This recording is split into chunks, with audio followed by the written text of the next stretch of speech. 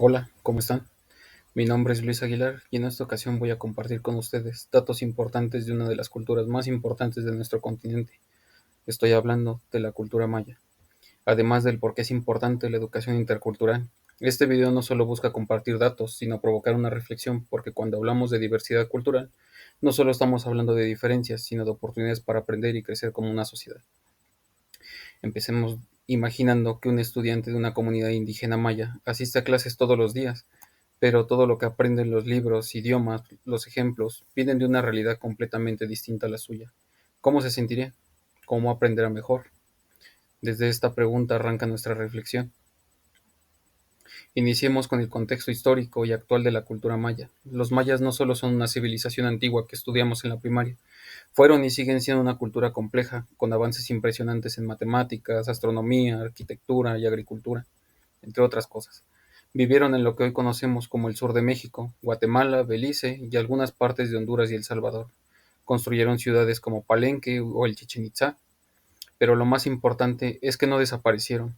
Hoy en día hay millones de personas que se identifican como mayas, hablan sus lenguas, practican sus tradiciones y siguen luchando por su identidad y sus derechos.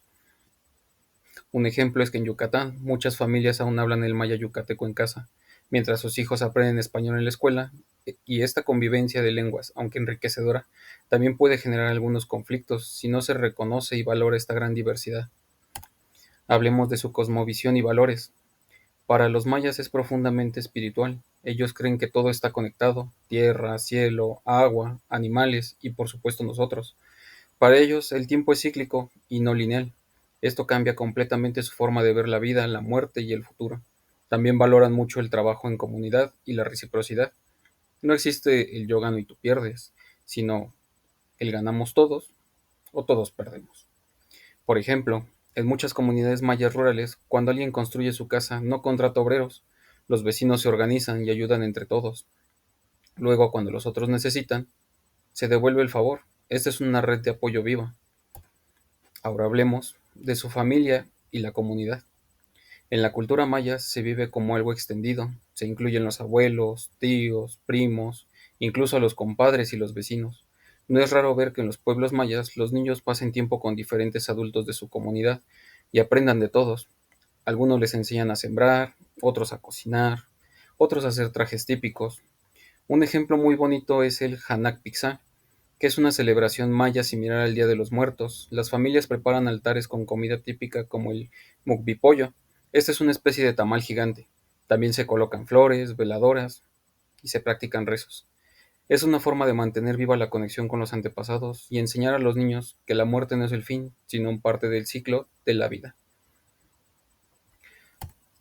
Hablando de educación en su cultura, tradicionalmente el aprendizaje se daba de manera oral, observando, haciendo, repitiendo.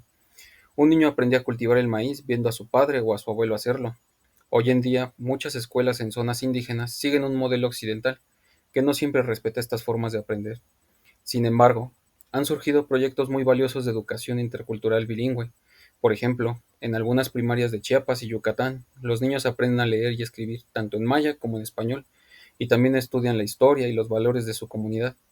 Esto no solo mejora su rendimiento escolar, sino que refuerza la autoestima y la identidad cultural de los estudiantes. Pasemos a los desafíos actuales. Lamentablemente, los pueblos mayas siguen enfrentando muchas injusticias. La pobreza, marginación, racismo y la pérdida de sus lenguas y tierras son realidades duras. Muchos jóvenes mayas migran a las ciudades y ocultan su origen por miedo a ser discriminados, e incluso algunos dejan de hablar su lengua. Para esto, ¿cómo podemos esperar que una cultura se preserve si desde la escuela, los medios y el gobierno se les hace sentir que valen menos? La pérdida de una lengua no es solo un idioma que desaparece, es una forma de ver el mundo que se apaga. ¿Qué podemos aprender de la cultura maya? Me preguntarán. Pues podemos aprender muchísimo. Por ejemplo, su forma de entender la relación con la naturaleza. En esta época donde enfrentamos crisis climáticas, el respeto que los mayas tienen por el equilibrio natural es un gran ejemplo.